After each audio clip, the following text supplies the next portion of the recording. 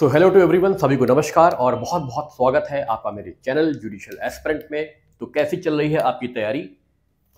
Speed up हुई कि अभी वैसे ही धीरे धीरे, या अभी भी माइंड में कंफ्यूजन है क्या आना है क्या नहीं आना, कब होना है, किस डेट पे होना है, किस मंथ में होना है? इन सब चीज़ों को छोड़ दीजिए, ये सब हो गई पुरानी बातें। ठीक है, जो होगा जब होगा अच्छा होगा। हमारा कर्तव्य है कि हम अपनी पढ़ाई को कंटिन्यूअस रखें। ठीक है, इसी की श्रृंखला में मैं आप लोगों के लिए बीएनएसएस के कुछ प्रोविजंस आपके साथ आज डिस्कस करने जा रहा हूं। हम कभी ये नहीं कह सकते कि कौन से प्रोविजंस रेलेवेंट हैं, कौन से प्रोविजंस रेलेवेंट नहीं है, लेकिन हाँ, जब बात आती है कि क्या एक एक सेक्शन पढ़े जाने जरूरी है, तो वहां पे थोड़ा सा फिल्ट्रेशन को अप्लाई करना जरूरी होता है, क्योंकि थोड़ा सा टाइम मैनेजमेंट भी करना होता है। एक सब्जेक्ट नहीं है, बहुत सारे सब्जेक्ट्स हैं, GK, GS, static, current affair, सब कुछ पढ़ना होता है। तब हम जाके थोड़ा सा अपनी जो हमारा टॉपिक है उसको हम क्या करते हैं, कट शॉर्ट करते हैं, और जो मैक्सिमम रिलेवेंट होते हैं उस पर पहले जाते हैं, मिनिमम रिलेवेंट पे बाद में, लीस्ट पे सबसे लास्ट में। ठीक है, तो आज मैं आपके साथ जो बीएनएसएस का प्रोविजंस आपके साथ डिस्कस करने जा रहा हूं वो है classes constitution of criminal codes. ठीक है, constitution of criminal codes and offices. Criminal codes का गठन कैसे होगा, कितनी क्रिमिनल कोड्स होंगी, सबसे सरल भाषा में। मेरा उद्देश्य ये रहता है अपने चैनल पे कि सबसे सरलतम भाषा, कानून की भाषा तो सबके पास है, बेयर एक्ट सबके पास है, लेकिन उसको सबसे आसान तरीके से अगर समझा दिया जाए तो सबके लिए बहुत ही अच्छा हो जाएगा। तो आइए स्टार्ट करते हैं।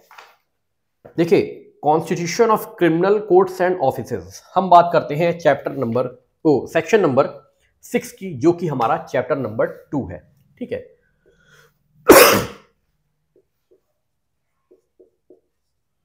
Chapter number 2। ठीक है, section number 6, classes of constitution of criminal codes.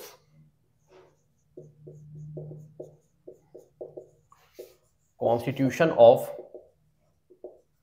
Criminal codes. ठीक है, मतलब क्या है कि constitution of criminal codes and offices.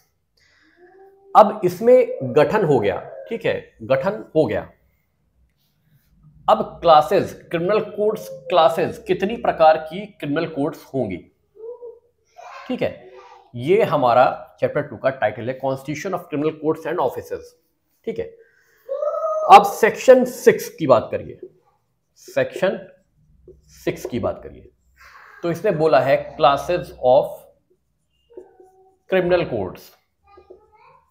Criminal codes. ठीक है, तो बहुत सरल भाषा में केवल 4 तरीके की क्रिमिनल कोड्स हमारी संहिता के मुताबिक बताई गई है, केवल 4, इसके सिवा कुछ नहीं सोचना। देखिए, क्लासेस ऑफ क्रिमिनल कोड्स बताई गई हैं कितनी?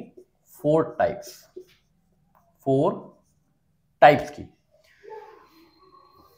मतलब पहली आपकी हो गई सेशन कोड, सेकंड हो गई आपकी judicial magistrate first class, second judicial magistrate second class and executive magistrate.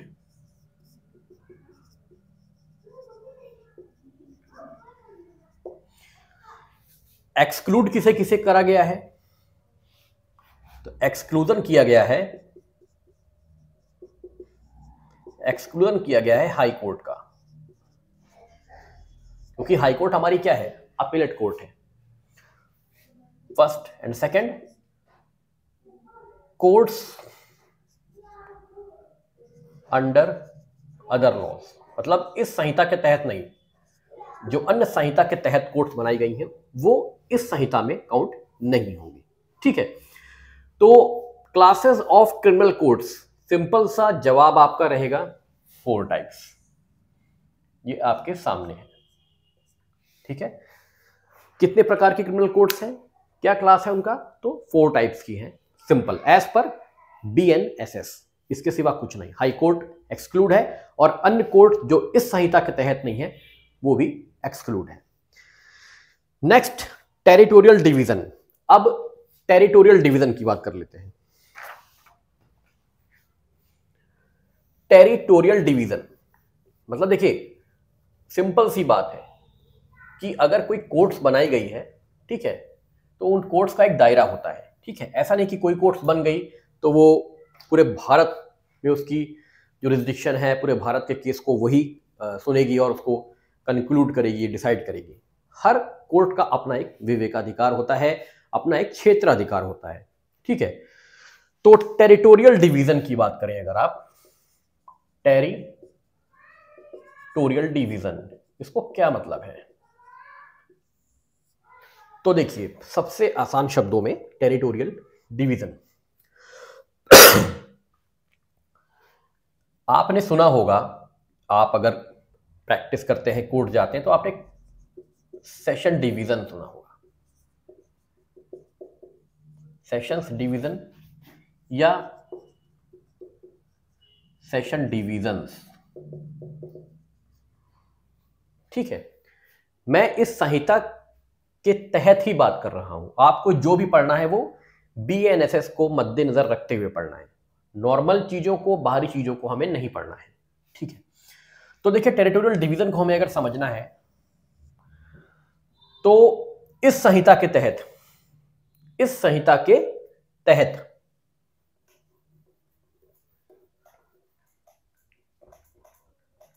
हम जो डिस्ट्रिक्ट मानेंगे वो किसे मानेंगे, जिला किसे मानेंगे, ठीक है। तो देखिए,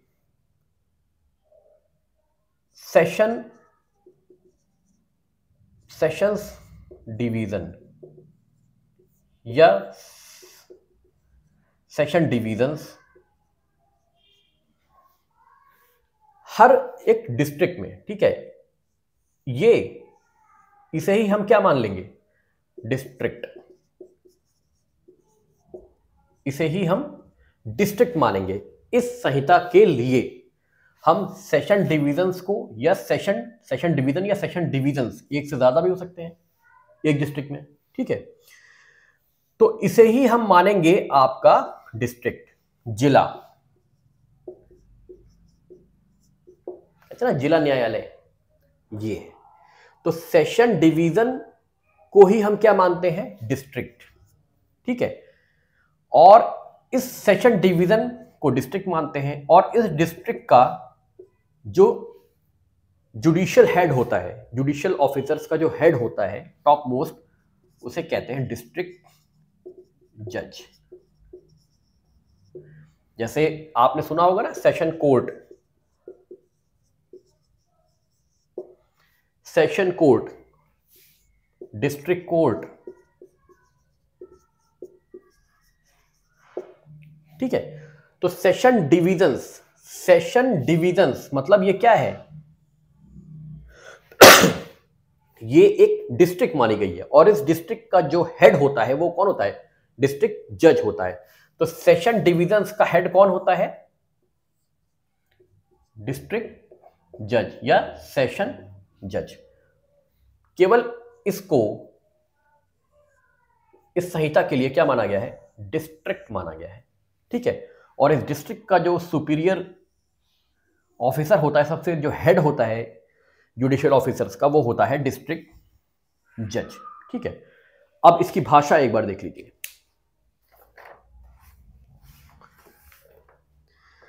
every state shall be A sessions division, मतलब हर राज्य में क्या होगा, आपका सेशंस डिवीजन होंगे। भाई सिंपल सी बात है, आपका हर स्टेट है, मान लीजिए हमारा यूपी है, यूपी में क्या है, डिस्ट्रिक्ट है ना बहुत सारी, ठीक है। कितने डिस्ट्रिक्ट है, 75। कुंभ मेले कोई जो एरिया है प्रेजेंट में, उसको एक टेम्पोररी डिस्ट्रिक्ट काउंट कर दिया गया है, ऐड कर दिया गया है, तो 76 टेम्पोररी बेसिस पे, ठीक है। तो अब हर राज्य में क्या होगी, आपकी डिस्ट्रिक्ट होंगी। इसी डिस्ट्रिक्ट को इस संहिता के पर्पस के लिए क्या बोल दिया गया है, सेशन डिवीजन, समझ में आया आप लोगों को, या सेशंस डिवीजन्स। आई थिंक अब क्लियर हो गया होगा भाई। राज्य है, राज्य में जिले हैं, जिलों में क्या है, जिला न्यायालय होता है, जिला न्यायालयों का हेड कौन होता है, जिला जज होता है। यहां तक बात क्लियर हो गई।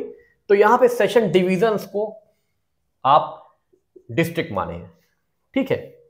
ये समझाने के लिए बताया कि हम सेशन डिवीजन्स को डिस्ट्रिक्ट मान रहे हैं, ठीक है, इस संहिता के तहत। और उसका सुपीरियर जज होता है डिस्ट्रिक्ट जज, ठीक है। नेक्स्ट क्या बोल रहा है, every state shall be a session division और shall consist of sessions divisions and every session division. अब देखिए क्या है ना, यहां पे सेशंस डिवीजन और सेशंस डिवीजन्स का मतलब क्या है।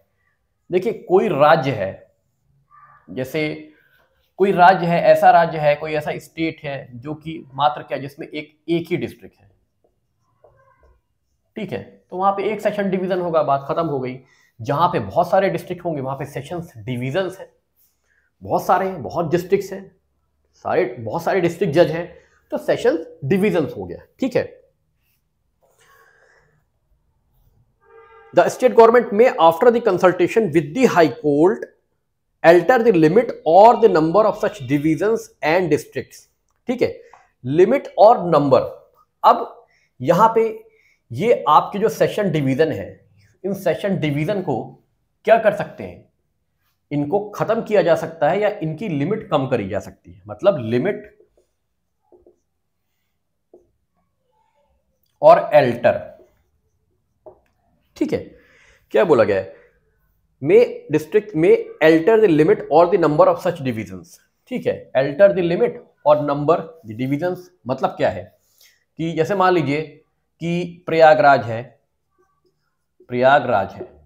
ठीक है, और मिर्जापुर है, दो जगह हैं, इनका अपना सेशन डिवीजन है, इनका अपना सेशन डिवीजन है। राज्य सरकार ने क्या किया, इसको खत्म कर दिया, ठीक है, लिमिट कर दिया कि अब प्रयागराज मिर्जापुर के भी, प्रयागराज में ही अब कौन सा डिवीजन इंक्लूड हो गया है, मिर्जापुर। तो यहां पे लिमिट कर दिया ना, ठीक है। यहां पे एल्टर कर दिया, यहां पे क्या हो गया, एल्ट्रेशन हो गया कि अब प्रयागराज ही मिर्जापुर के भी क्रिमिनल केसेस को, प्रयागराज का जो सेशन डिवीजन है यही अब मिर्जापुर सेशन डिवीजन्स के केसेस को भी हैंडल करेगा। अब मिर्जापुर और प्रयागराज क्या हो गए, मिल गए, इनका अब एक ही हो गया। तो एल्टर कर सकता है या लिमिट कर सकता है कि मिर्जापुर, सपोज करिए ये मिर्जापुर है, पूरा एरिया मिर्जापुर है, ठीक है, मिर्जापुर है, इतना एरिया केवल मिर्जापुर संभालेगा, ठीक है, लिमिट लगा दी, बाकी इतना एरिया प्रयागराज में। तो ये लिमिट, इनको लिमिट कर दिया, इनकी लिमिट यहां तक तय कर दी, बाकी जो आ रहा है वो दूसरा सेशन डिवीजन देख लेगा, आप अपना यहां तक देखिए बस। तो ये लिमिट हो गई।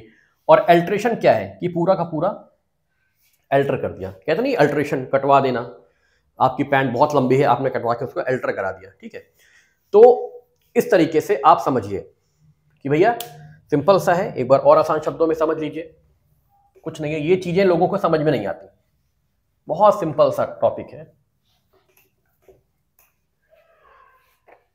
कि स्टेट होता है, राज्य होता है, राज्य में क्या होते हैं, डिस्ट्रिक्ट्स होते हैं,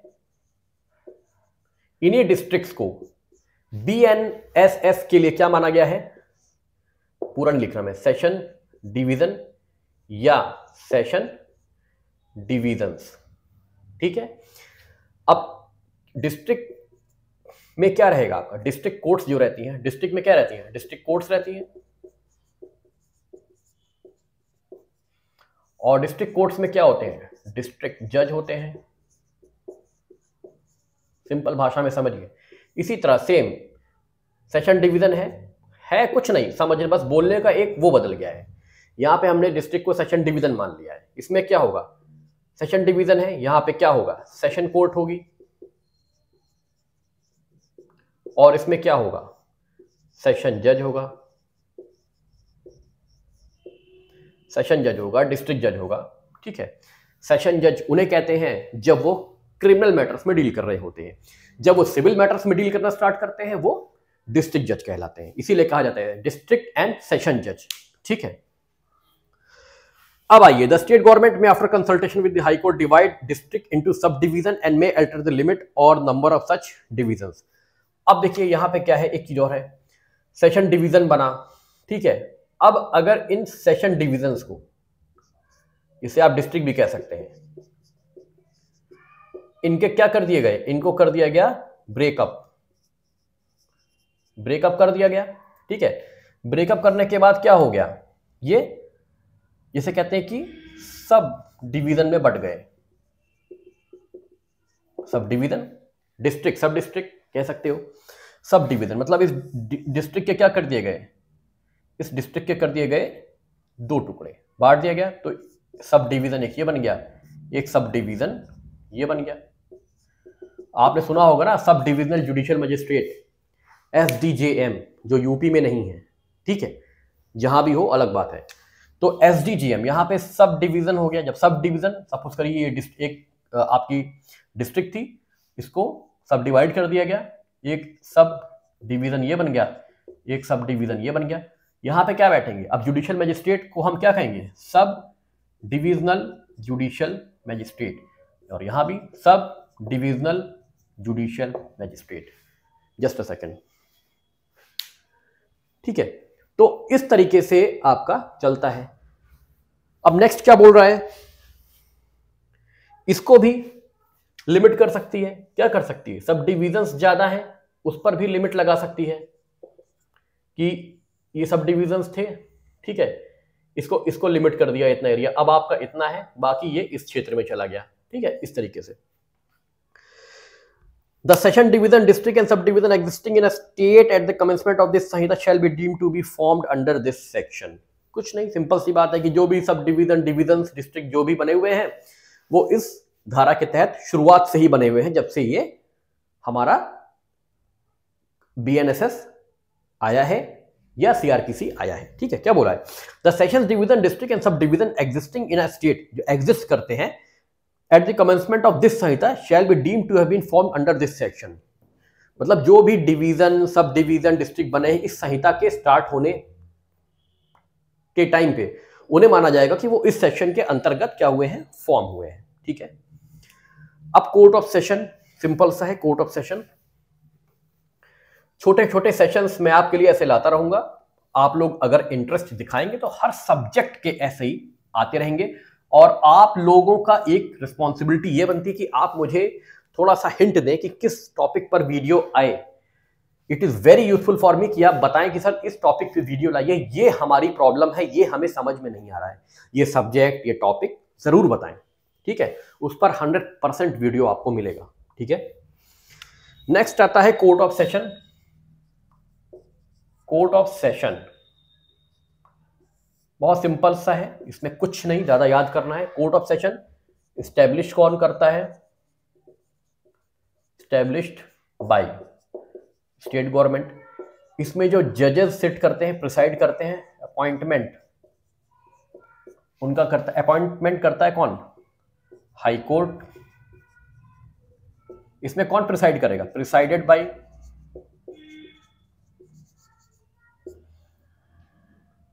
बाय सेशन जज, ठीक है। एस्टेब्लिश्ड बाय स्टेट गवर्नमेंट, पूरा लिख लीजिए full form, state government. Appointment करता है हाई कोर्ट, प्रिसाइड कौन करेगा, कौन होता है, सेशन जज या डिस्ट्रिक्ट जज आप बोल सकते हैं। सेशन जज जब वो क्रिमिनल केस हैंडल कर रहा है, डिस्ट्रिक्ट जज जब वो सिविल केस हैंडल कर रहा है, ठीक है। अब यहां पे जो स्टैब्लिशमेंट हो रहा है, स्टेट गवर्नमेंट कर रही है, स्टेट गवर्नमेंट कर रही है कितने, किस चीज का, आपकी सेशन कोर्ट का। स्टेट गवर्नमेंट स्टैब्लिश करती है सेशन कोर्ट को, ठीक है। और इसमें अपॉइंटमेंट, अब देखिए सेक्शन नंबर ये है आपका सेक्शन नंबर 8, इसमें कुछ चीजें बहुत रेलेवेंट है। सेक्शन नंबर 8 में अगर आप देखें तो टोटल 3 अपॉइंटमेंट हो रहे हैं। अपॉइंटमेंट्स कितने प्रकार के हो रहे हैं, 3 टाइप के अपॉइंटमेंट्स हो रहे हैं।